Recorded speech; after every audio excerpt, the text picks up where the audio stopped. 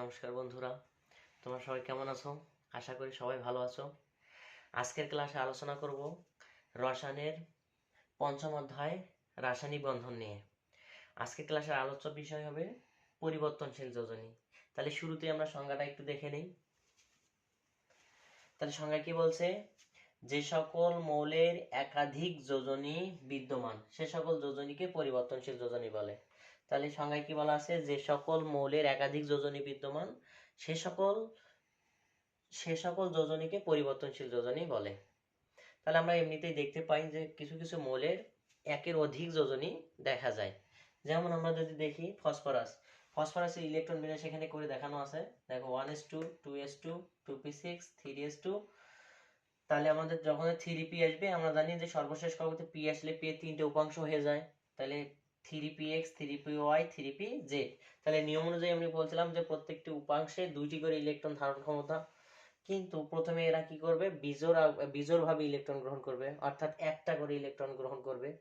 তাহলে সেই হিসেবে দেখা যায় এই একটা এই একটা এই একটা, তাহলে আমাদের 15টা ইলেকট্রন বনে গেছে। তাহলে এই হিসাবে আমরা যখন দেখবো দেখা গেছে যে সর্বশেষ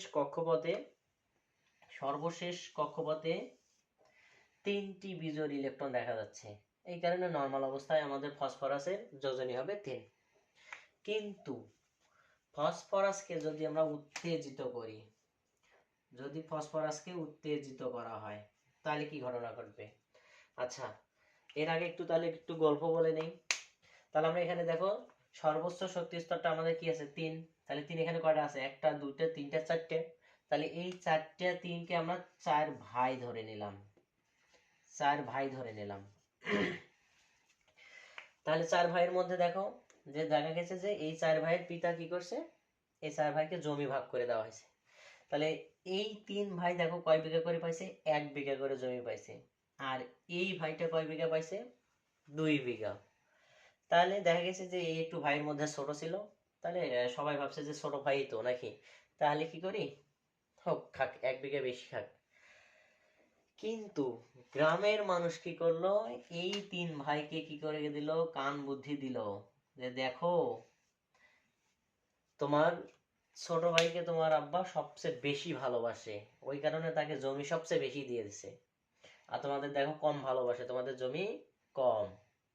তখন তো এরা ভাবি দেখে আসলেই তো এই ছোট ভাইকে তো বেশি জমি দিছে, তার মানে ওকে বেশি ভালোবাসে। তখন এরা কি করলো?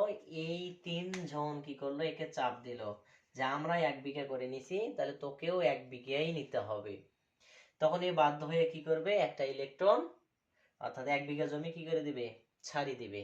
তাহলে এ যখন 1 বিঘা জমি ছাড়ি দিবে, তাহলে তো আর 1 বিঘা ছাড়ি নিবে, আর 1 বিঘা জমি ছাড়ি দিবে।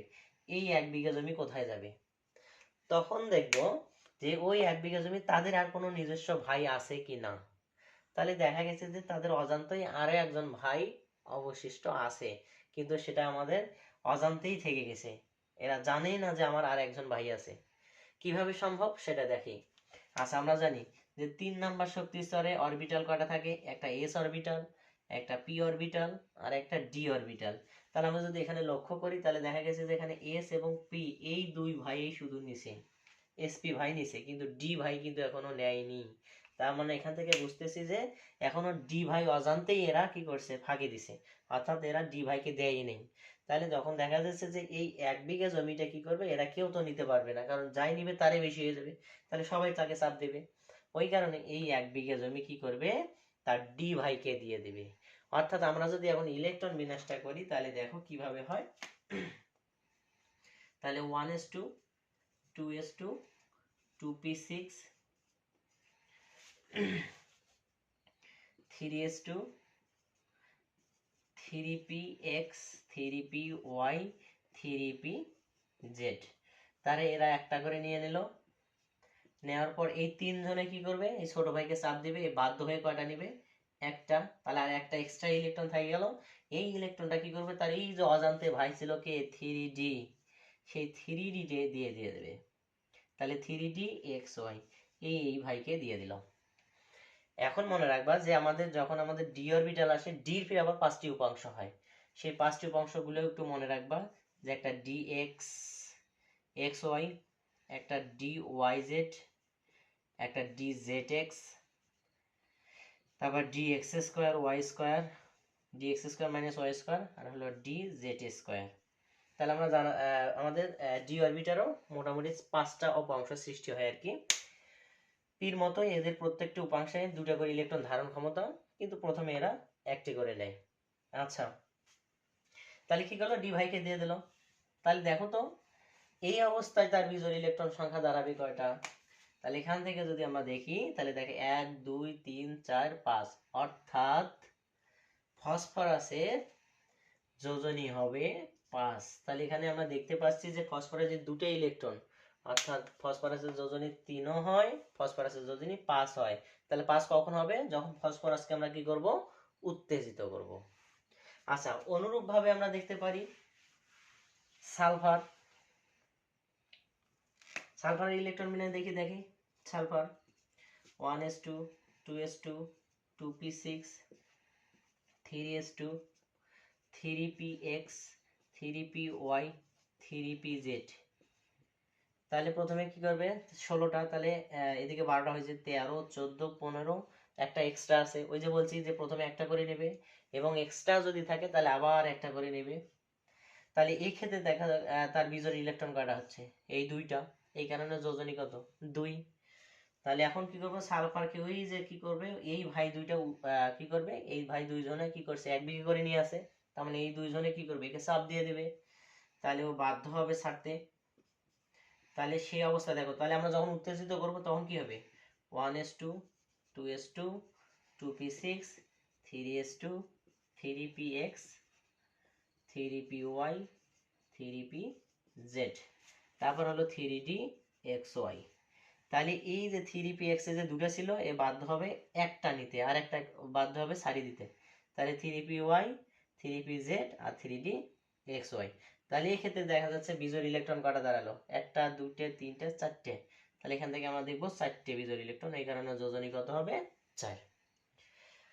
আচ্ছা, এখনো কিন্তু এক ভাই চুপি চুপি দেখো 2 বিঘা জমি নিয়ে আসে। এরা 1 বিঘা করে পাইছে, কিন্তু এখনো কিন্তু চুপি চুপি 2 বিঘা জমি নিয়ে আসে ছোট ভাইটা। তাহলে এই 4জন এবার টের পাইছে যে আমার এই ভাই এখনো 2 বিঘা খাচ্ছে, তাহলে এবার 4জন মিলে একে চাপ দেবে। তাহলে যখন চাপ দেবে, তাহলে এও আমাদের কি হবে, জমি ছাড়ি দিতে বাধ্য হয়ে যাবে। তার মানে সালফারকে আবার যদি উত্তেজিত করি, তাহলে 1s2 2s2 2p6 3s2 3px 3py 3pz, তাহলে 3জন নিল, নেওয়ার পর এ কেউ বাধ্য করাবে এখান থেকে দেওয়ার। তাহলে কি হবে, 3dxy xy, এ তো আগে একটা নিয়েছিল। তার মানে এই যে এ যে একটা ইলেকট্রন ত্যাগ করলো, সেটা যাবে কোথায়, 3dyz, এখানে যাবে।